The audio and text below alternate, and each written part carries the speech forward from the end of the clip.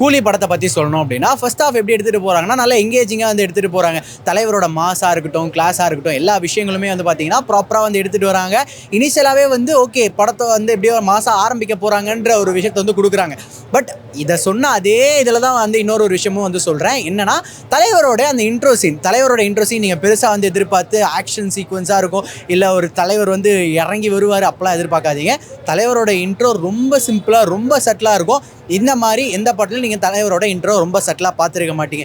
Maybe நீங்கள் Jailer இது உள்ளே கொண்டு வரலாம், பட் ஜெயிலர் இது உள்ளே கொண்டு வந்தாலுமே அதில் வந்து அந்த ஒவ்வொரு ஃப்ரேமுமே காமிச்சு கொஞ்சம் கொஞ்சமாக ரிவீல் பண்ண விஷயம் நல்லா இருந்தது. பட் இதில் ஒரு விஷயம் ட்ரை பண்ணியிருக்காங்க, பட் அது பெருசாக கிளிக் ஆச்சான்னு கேட்டால் கிடையாது. ஓகே இனிஷியலாக இப்படி தான் ஸ்டார்ட் பண்ணுறாங்க அப்படின்னும் போது படத்தில் வந்து என்ன மாதிரியான விஷயங்கள் வந்து அடுத்தடுத்து நடக்க போகுதுன்ற ஒரு ஆர்வம் இருக்கும் இல்லையா?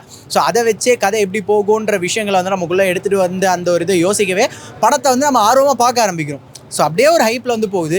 போக போக வந்து பார்த்தீங்கன்னா படத்தோட கதை வந்து கொஞ்சம் கொஞ்சமாக ப்ரிடிக்டபிளாக இருக்குது. ஃபர்ஸ்ட் ஹாஃபில் அனியோட பிஜிஎம்மாக இருக்கட்டும், சாங்ஸாக இருக்கட்டும், அங்கங்கே வச்சு நல்லா எடுத்துகிட்டு வந்திருக்காங்க. பட் அந்த சாங்ஸ் எல்லாம் ஒர்க் அவுட் ஆச்சா, அந்த சாங்ஸ் எல்லாம் கரெக்டாக வந்து அந்தந்த இடத்துல வந்து சூட் ஆச்சா அப்படின்னு கேட்டால் கிடையாது. ஏன்னா நீங்கள் வந்து மோனிகா பாட்டாக இருக்கட்டும், பவர் ஹவுஸாக இருக்கட்டும், சிக்கட்டு பாட்டாக இருக்கட்டும், இது எல்லாமே வந்து ஸ்க்ரீனில் பார்க்கும்போது வந்து நல்லா மாசாக வந்து இருக்கணும். பட் இங்கே எல்லா விஷயங்களுமே வந்து பார்த்தீங்கன்னா சின்னதாக வந்து அங்கங்கே வந்து கொண்டு வராங்க. பட் அது எதுவுமே வந்து கரெக்டான பிளேஸ்மெண்ட்டுக்குள்ளே வரமாட்டேங்குது. ஏன்னா ஃபஸ்ட்டு ஒரு 5 நிமிஷத்தில் ஒரு பாட்டு வந்து வைக்கிறீங்க, அப்படியே ஒரு ½ அன் ஹவர் பக்கம் வந்து படம் வந்து ட்ராவல் ஆகுது. ஸோ அப்படியே அந்த படம் ட்ராவல் ஆகும்போது உள்ள மோனிகா பாட்டு வந்து கொண்டு வரீங்க. அந்த மோனிகா பாட்டுமே வந்து நம்ம யூடியூப்பில் பார்த்த மாதிரிலாம் கிடையாது.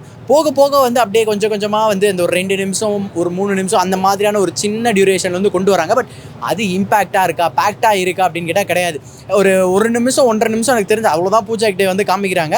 அதுக்கப்புறம் ஃபுல்லாக வந்து சௌபின் சாயரை வந்து காமிக்கிறாங்க. ஸோ அப்படியே வந்து படத்தை வந்து ஆரம்பிக்கிறாங்க. சௌபின் சாயருக்கு வந்து ஃபஸ்ட்டு இதிலே வந்து ஃபர்ஸ்ட் ஹாஃப்லேயே வந்து நல்ல அவரோட கேரக்டர் வந்து கொடுத்துருக்காங்க. போக போக அந்த கேரக்டர் வந்து செகண்ட் ஹாஃபில் வந்து அந்த இன்டென்சிட்டி வந்து ஏற்றுறாங்க. ஸோ இங்கே இந்த இன்டர்வல் பிளாக்கை பற்றி சொல்லி ஆகணும். எப்படி வந்து இன்ட்ரோ வந்து கொஞ்சம் சிம்பிளாக இருந்தோ அதே மாதிரி இன்டர்வலுமே வந்து நிறைய பேர் வந்து அந்த படம் ரிலீஸ் ஆகிறதுக்கு முன்னாடியே வந்து இன்டர்வல் வந்து மாசாக இருக்க போகுது. லோக்கி கூட சொல்லியிருந்தார், இன்டர்வலுக்கு தான் நான் வெயிட்டிங், இன்டர்வல்லாம் நீங்கள் எப்படி என்ஜாய் பண்ணுவீங்கன்றதுக்கு நான் வெயிட்டிங். பட் எனக்கு தெரிஞ்சு இன்டர்வலுமே வந்து பெருசாக வந்து கிளிக் ஆகலை. ஏன்னா நீங்கள் ஜெயிலர் படமாக இருக்கட்டும், லியோ படமாக இருக்கட்டும், அந்த லியோ படம் வந்து நான் கம்பேரிசனுக்காக வந்து சொல்லலை, லோகேஷ் கனகராஜ் அவர்களோட ப்ரீவியஸ் மூவி. நீங்கள் அந்த படத்தில் பார்த்தீங்க அப்படின்னா அந்த ஒரு கண்ணாடி கிளாஸ் வந்து உடச்சி அந்த ஃப்ரேம் வந்து ரிவீல் பண்ணுவாங்க. ஸோ அங்கேருந்து வந்து பிளட்டி ஸ்வீட் அப்படின்னு சொல்கிற அளவுக்குமே வந்து பார்த்தீங்கன்னா நமக்கு எல்லா விஷயங்களுமே வந்து பயங்கர ரிவீலிங்காக பயங்கர சூப்பராக வந்து காமிச்சிருப்பாங்க. பட் அந்த அளவுக்கு இன்டென்சிட்டி லோகேஷோட அந்த படத்தில் இருந்தது, இந்த படத்தில் வந்து கிடையாது. நானும் வந்து ஓகே படம் வந்து நல்லா ட்ராவல் ஆகும், இனிஷியலாக வந்து இப்படி ஆரம்பித்தாலும் போக போக இதாகிடும் அப்படின்னு பார்த்தா அந்த ஒரு பேஸை ஃபஸ்ட்டு பிடிச்சாங்களா, அந்த பேஸை வந்து ஃபுல்லாக வந்து கண்டினியூ பண்ணலை அப்படின்னு சொல்லுவேன். ஓகே இதுக்கப்புறம் வந்து படம் எப்படி ட்ராவல் ஆக போகுது, இதுக்குள்ளே இருக்க சஸ்பென்ஸ் எல்லாம் என்ன அப்படின்னா நம்ம நாகார்ஜுனா வந்து கொண்டு வராங்க. நாகார்ஜுனா வந்து கொஞ்சம் கொஞ்சமாக அப்படியே ஹைப் ஏற்றி அந்த ஹைப்பை போக போக வந்து அப்படியே அந்த படத்தோட செகண்ட் ஹாஃப்லாம் போக அப்படியே கம்மி பண்ணி ஒரு பெரிய வில்லனுக்கான ஹைப் வந்து வெளியில் கொடுத்துட்டு அப்படியே அந்த ஹைப்பை வந்து கம்மி பண்ணுறாங்க.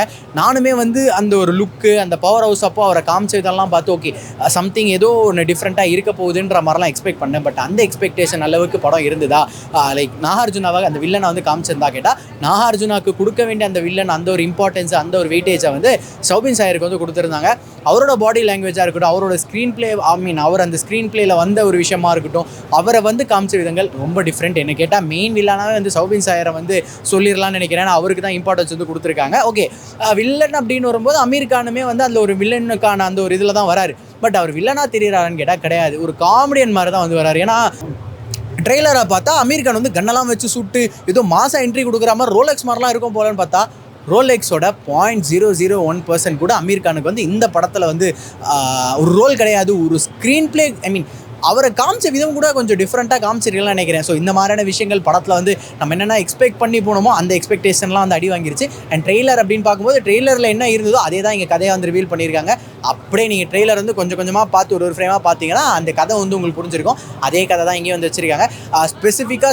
ஸ்பெஷலாக ஏதாவது படத்தில் இருந்தால் கேட்டால் ஸ்பெஷலாக வந்து எதிர்பார்த்து போனீங்கன்னா எதுவுமே வந்து இருக்காது அப்படின்னு சொல்லுவேன். பட் ஸ்டில் ஒரு சில விஷயங்கள் படத்தில் வந்து ஒர்க் அவுட் ஆகிருக்கு. லைக் ஏஜென்டினா மாதிரியான கேரக்டர்ஸ் எல்லாம் உள்ளே கொண்டு வந்திருக்காங்க. அந்த கேரக்டர்ஸ்லாம் வந்து ஒரு நல்ல ஒரு நெகட்டிவ் ஷேட், ஏஜென்டினா வந்து ஒரு நெகட்டிவ் ஷேடில் கொண்டு வந்தால் எப்படி இருக்கும் அந்த மாதிரி படத்தில் ஒரு கேரக்டர் இருக்குது, அது வந்து ஒரு ட்விஸ்ட்டில் வந்து கொண்டு வருவாங்க. ஸோ அந்த மாதிரியான விஷயங்கள் படத்தில் வந்து கொஞ்சம் செட் ஆகிருக்கு. பட் நீங்கள் தலைவருக்கான ஒரு படம் அப்படின்னு பார்த்தீங்கன்னா தலைவரோட மாசு கிளாஸ், அதுவும் அவரோட ஆக்டிங் பெர்ஃபார்மன்ஸ் அந்த ஆரா அந்த ஸ்க்ரீனில் பார்க்கறதுக்கு வேணால் சொல்லலாம். தவிர இந்த படத்தில் தலைவரை வந்து ரொம்ப மாசாக டிஃப்ரெண்ட்டாக ஜெயிலர் அளவுக்கு பார்க்க முடியுமான்னு கேட்டால் கிடையாது. ஓகே, பட் இன்னும் வந்து இந்த கூலிக்கு அந்த டைட்டில்லாம் கொடுக்கும்போது மைத்தோகாண்ட்ரியா இருக்குல்ல, அதை வந்து போட்டு power house of the cell, so அதுதான் பவர் ஹவுஸ் அப்படின்லாம் லிங்க் பண்ணி ஏதோ ஒன்று இந்த மாசா வந்து லோக்கி வந்து பண்ண போகிறாரு அப்படின்ற மாதிரிலாம் நினச்சோம். அதை வந்து பயங்கரமாக ரிவீலும் பண்ணியிருந்தாங்கன்னு வச்சுக்கோங்க நம்ம பசங்க. பட் அப்படியே அந்த படத்தை வந்து பார்க்கும்போது பவர் ஹவுஸ் அப்படின்னு சொல்கிறாங்க. அந்த பவர் ஹவுஸ் வந்து ஒரு சரக்கு பாட்டில், அதாவது இந்த சரக்கு பாட்டில் தான் தலைவர் வந்து ஃபார்முக்கு வர வைக்கும் மாதிரி வந்து ஒரு விஷயத்தை வந்து கன்வே பண்ணியிருக்காங்க. அந்த சரக்கு வந்து அவர் அடிக்கிறாரு, அடிச்சுட்டாச்சு மனுஷன் வந்து ஒரு பெரிய ஹைப்போட ஒரு மாசான ஒரு டிரான்ஸ்ஃபர்மேஷன் கொடுக்குற மாதிரி ஏதாவது சீன் கொடுக்குறாரா? இல்லை, சரக்கு அடிக்கிறாரு, ஒரு ஃபைட் சீக்வன்ஸ் இருக்குது. பட் அந்த ஃபைட் சீக்வன்ஸ் பெரிய இம்பாக்ட்லாம் கிடையாது. அதுக்கப்புறம் தான் வந்து நமக்கு இன்டர்வல் வந்து வருது. ஸோ அங்கேருந்து எல்லாமே செட்டிலாக போகுது அவ்வளோதான். நம்ம எதுவுமே வேறு எதுவுமே பெருசாக வந்து சொல்லிட முடியாது. படத்தோட ஃபஸ்ட் ஹாஃப் செகண்ட் ஹாஃப்னா ரெண்டுமே ஓகேன்னு தான் சொல்லுவேன். ரொம்ப பாசிட்டிவ் சொல்ல முடியாது, ரொம்ப நெகட்டிவ்னு சொல்ல முடியாது. பட் கம்பேரிட்டிவ்லி நெகட்டிவாக நிறைய பேர் செகண்ட் ஹாஃப் தான் சொல்லுவாங்க. செகண்ட் ஹாஃப் வந்து போர் அடிக்குது, ரொம்ப லேக். டீசெண்டாக இருக்குது, நீங்கள் பார்க்கலாம். ஏன்னா தலைவரோட அந்த ஃப்ளாஷ்பேக் சீக்வன்ஸ் எல்லாம் கொண்டு வராங்க. அந்த ஃப்ளாஷ்பேக் சீக்வன்ஸ் எல்லாம் படத்தில் வந்து சூப்பராக ஒர்க் அவுட் ஆகிருக்கு. தலைவருக்கு வந்து இந்த பேட்ஜ் எல்லாம் கொடுத்துட்டு அவரோட அந்த விண்டேஜ் போர்ஷன் வந்து காமிக்கிறாங்க, அவரோட விண்டேஜ் வாய்ஸ் எல்லாம் கொண்டு வராங்க. அது எல்லாமே படத்தில் ஒர்க் அவுட் ஆகிருக்கு. ஓவராலாக ஒரு 200 ரூபாய்க்கு வருத்தான்னு கேட்டால், தலைவரை பார்த்து தலைவரோட விஷயங்கள்லாம் நம்ம இந்த எப்பயுமே ரசிப்போம்ல, அதுக்கு 200 ரூபா வருதுன்னு சொல்லுவேன். கதை வைஸ் எதுவும் ஒரு பெருசாக எக்ஸ்பெக்ட் பண்ணிட்டு போகாதீங்க.